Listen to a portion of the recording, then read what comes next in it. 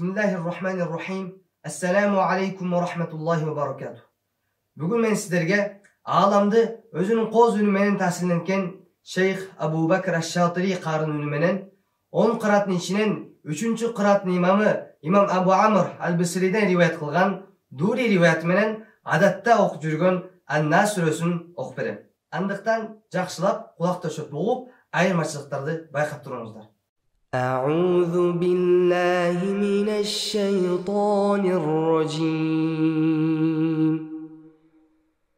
بسم الله الرحمن الرحيم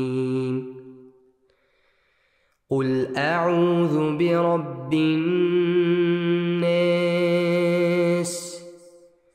ملك الناس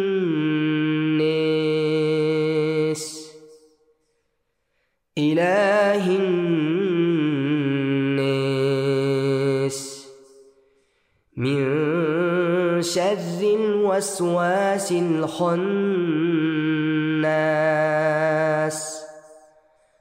الذي يوسوس في صدور الناس من الجنة والناس